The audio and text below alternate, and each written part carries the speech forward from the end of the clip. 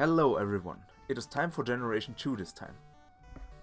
For many, including myself, one of the most iconic generations. It not only gave us 2 regions in one game, but they also introduced us to shiny Pokémon. What are shiny Pokémon, you ask? Well, every time you encounter a Pokémon in this game, depending on a certain combination of values, you have a whopping 1 in 8,192 chance of that Pokémon having a different coloration, calling it a shiny. That is what Generation 2 brought us officially in the first time. Today we are looking at this generation and look at the pros and cons of hunting in Pokémon Gold, Silver and Crystal. To say this first, it does not make a difference if you hunt on the cartridge version of the game or on the virtual console. As I said, you have a 1 in 8,192 chance of encountering a shiny Pokémon.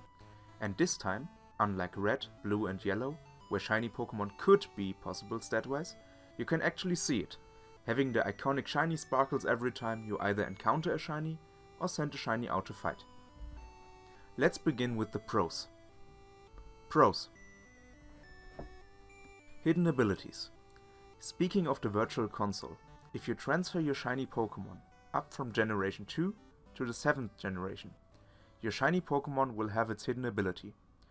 That is not that much of a deal, because, unlike Gen 1, you can basically hunt every shiny Pokémon here. Also, except for the legendaries, you can get many Pokémon from these games with their hidden abilities in Gen 7 through the SOS method, but hidden abilities in general are always nice. Shiny breeding. Through how shinies are generated in these games, it is fairly easy to breed yourself a lot of shiny Pokémon. As long as one of the breeding Pokémon is a shiny, which you basically get for free with the red Gyarados, your chance of breeding a shiny within the same egg group is around 1 in 128. Starting from a shiny Gyarados, breeding with an Ekans, you can easily breed a shiny Pokémon which is in more than one egg group, and from there almost every Pokémon is up for breeding, with a very high odds of them being shiny. If you want to know more about how shiny breeding works in Generation 2, I'll leave you a link to a good Reddit source in the description. Pokémon Stadium 2. I know it is fairly a minor pro point, but the compatibility to Pokémon Stadium 2 on cartridge versions of the game is definitely something one could look forward to. The shinies you can transfer to this game will not only be displayed in old-fashioned 3D, but can also hold some secrets, like the different coloration from the main games. Look at Shiny Ho-Oh for example, and how the shiny looks there. Cons. Odds are 1 in 8,192. If you are not breeding the shinies and hunting them via soft resets like the legendaries, you will find yourself with very low odds of them being shiny, in comparison to the newer games where it's basically halved. This can make your hunt fairly long, sometimes going over a month, but hey, at least the resets are fast. Hatching eggs takes time. With the lack of abilities in Gens 1 and 2, you have no chance of speeding up your egg hatching. The steps taken to hatch a single egg can vary from 1,280 of hatching a Magikarp to over 10,000 steps to hatch a Pokémon like Larvitar or Dratini. Why? No other methods. Beside the high odds of breeding a shiny Pokémon, you basically have no other chances of increasing the possibility of encountering a shiny. This is not necessarily a con, since it also makes them somewhat more rare and special. But it only gives you 3 ways: breeding, resetting or wild encountering one. IV or DV breeding. While in later generations you can influence that your Pokémon will have a certain nature, or get at least good values, here it is somewhat of a gamble.